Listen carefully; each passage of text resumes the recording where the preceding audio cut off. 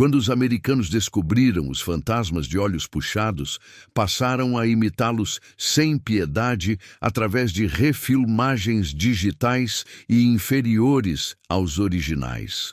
Ainda assim, pode-se considerar O Chamado, remake de Ringo, e O Grito, de Ju-On Produções, interessantes que usam o que há de melhor no roteiro original e tentam inovar através de sustos novos. O terceiro material japonês copiado nos Images Martyrs foi Pulse, baseado num belíssimo e assustador filme de Kiyoshi Kurosawa, de 2001, intitulado Kairo. Desta vez, os fantasmas não viriam de uma maldição ou de uma fita de vídeo, mas da internet, através de um website que induzia a pessoa a se matar. Nada mais justo numa época em que as pessoas se comunicam mais através do WhatsApp do que pessoalmente fazer uso desse vício do mundo moderno numa terrível história de fantasmas.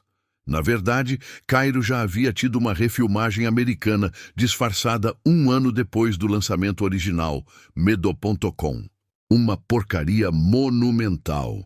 O filme trazia um bom elenco atrás de uma menina com os cabelos claros e uma bola.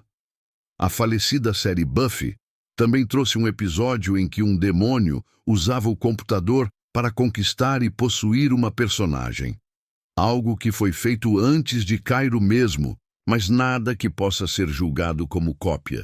Dirigido por Jim Sonzero, que depois afundou juntamente com a produção, e contando com um roteiro de Wes Craven, o Pulse americano chegou a estrear nos cinemas brasileiros no dia 6 de novembro de 2006, contando com um elenco de rostos conhecidos como Ian Somerhalder, que depois faria Lost, e Brad Dourif, a voz do Chucky, e Kristen Bell, de Deepwater, A Cidade do Medo.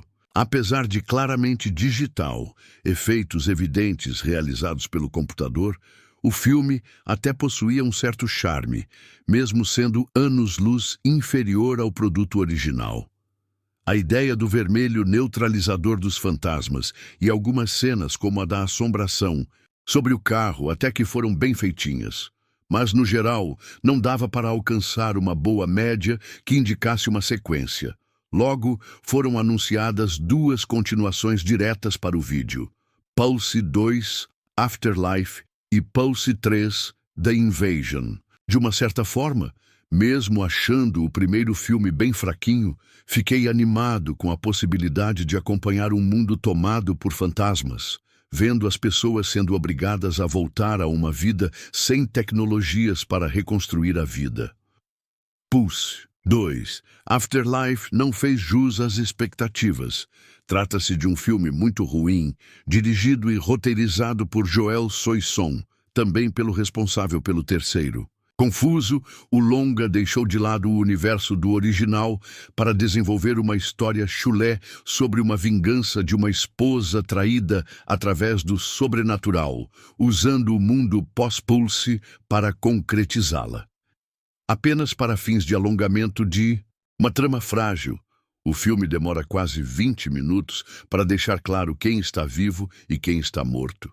Como os fantasmas costumam refazer seus últimos atos depois que morrem, aqui a repetição dos últimos acontecimentos, além da teoria do menino do sexto sentido sobre os fantasmas não saberem que estão mortos, vão conduzindo o enredo até que o público perceba que determinado personagem está morto e o outro é que está vivo. No meio desse triângulo amoroso está a pequena Justine, uma garotinha de 10 anos que tenta fugir daquele mundo fantasmagórico, seguindo as pessoas que se afastam das grandes cidades, mas tendo que confrontar a situação complicada de seus pais, a loucura da mãe, os ciúmes da amante. Assim, ao mudar o foco dos personagens do primeiro filme, o espectador percebe que está diante de um episódio de uma série e não de uma continuação.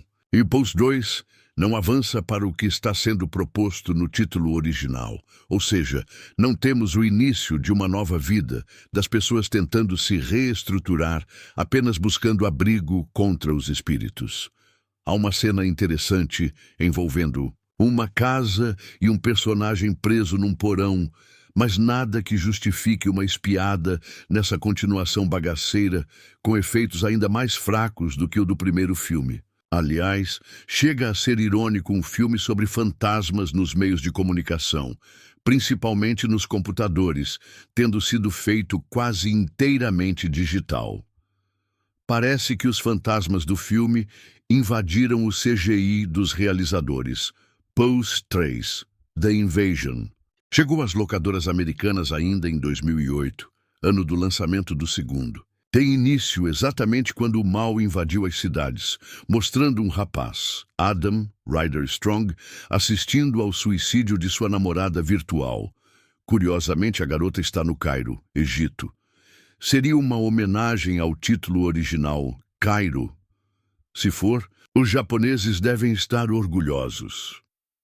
A cena é um pouco longa, mas até que serviu para o público lembrar o que tinha acontecido antes. 7 anos depois que os fantasmas invadiram as redes, acompanhamos a trajetória de Justine, Brittany Renee Finamore, que está no remake de Natal Sangrento.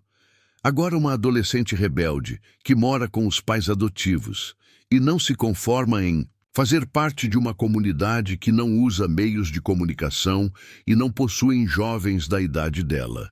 Curiosamente, ela presencia o pai adotivo ser esfaqueado, algo que não fará diferença alguma no roteiro. Depois que encontra um laptop, a jovem consegue facilmente se conectar à rede e conhece Adam, o rapaz do início do filme, que diz estar isolado na cidade. O jovem convence Justine a abandonar sua comunidade e partir rumo ao local proibido para conhecê-lo.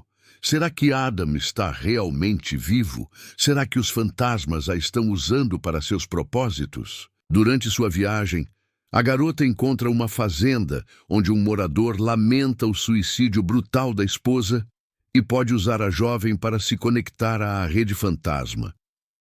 São cerca de 20 minutos inúteis do filme, já que não acrescentam nada à história, e ainda incomoda por ser arrastado e mal feito. Quando Justine chega à cidade, ela conhece um rapaz que tem um plano de acabar com os fantasmas. Embora tente apresentar uma teoria curiosa e que já havia sido apresentada no filme original, o discurso dele é cansativo e irritante ao extremo. Você sente vontade de jogar o controle remoto na televisão para aliviar o sofrimento dos fantasmas da Justine e principalmente o nosso.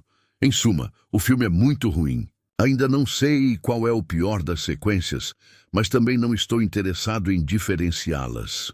O chroma key, o tal fundo verde, é usado à exaustão, deixando-o longa com aspecto de videogame. Para exemplificar a falta de qualidade dos efeitos, notem o momento em que a garota resolve se comunicar com a mãe, conversando através do celular. Os 3 produtores responsáveis por essas porcarias são Brian Cox, Michael Leahy e Anant Singh. Eles, somado ao pavoroso Joel Soisson, deveriam ser excluídos do cinema e ainda nos pagar indenização por danos morais. Filmes assim nos fazem ter vontade de imaginar um mundo sem comunicação, sem internet e sem cinema. Bem que os fantasmas de Pose poderiam visitá-los para impedir que novas continuações sejam feitas. Um grupo de estudantes decide investigar o estranho suicídio de uma colega. Alguns dias após sua morte, ela entra em contato através de e-mails, solicitando ajuda. É o início de uma série de contatos através da tecnologia existente, incluindo celulares e internet, que permite acesso a um mundo desconhecido e perigoso. Muito bom o filme. Para quem não gosta de imaginação e inteligência, deve ter criticado. Muito ponto porém. O filme é perfeito, uma história bem elaborada que nos leva a refletir sobre várias coisas que construímos e não prevemos as consequências delas na nossa sociedade. Caracterização muito importante sobre a busca de novas tecnologias para jogar no mercado consumidor. Mostra intimamente aos espectadores que podemos nos chocar com uma reviravolta tecnologia digital. Mais do filme, realmente gostei. Lembrando, que fizemos uma compilação da sinopse dos 3 filmes do longa e vamos passar uma prévia do primeiro filmes. Posterior, faremos mais detalhado a sinopse das outras 2 continuações. Após a morte de Josh, Jonathan Tucker, seus amigos ficam preocupados com os motivos, uma vez que ele parece ter cometido suicídio. O grupo vai atrás de pistas e rastros que expliquem como e por que ele faleceu. Dentro dessa busca, eles investigam o computador que ele usava, estabelecendo a partir daí um efeito dominó, pois o código maldito é visto por eles, e fatos estranhos acompanham cada um deles. Há alguns momentos genuinamente assustadores, especialmente quando se explora os sintomas do contato com essa entidade. Mas a maior parte do filme se baseia em seus atores. Entre eles, Kristen Bell. Sonzeiro era conhecido por dirigir clipes como Can't Let Go, de Mariah Carey. Um curta que tem personalidade própria, que primava por uma abordagem bem diferente do cinema. Surpreende que tenham pensado nele como alguém que combine com a criação ideal para um filme de horror. Depois desse Pulse, ele trabalhou tanto no cinema, dirigiu algumas cenas para o videogame Killzone 3 e basicamente foi só isso. A falta de convites não é à toa, uma vez que sua abordagem aqui carece de uma boa atmosfera e empobrece a visão japonesa do que é cinema de horror. O monstro não é ruim, mas destoa bastante do imaginário relacionado a suicídio. Não. Tem grande impacto, parece algo genérico. O CGI também não acerta, é artificial e não se encaixa de modo algum.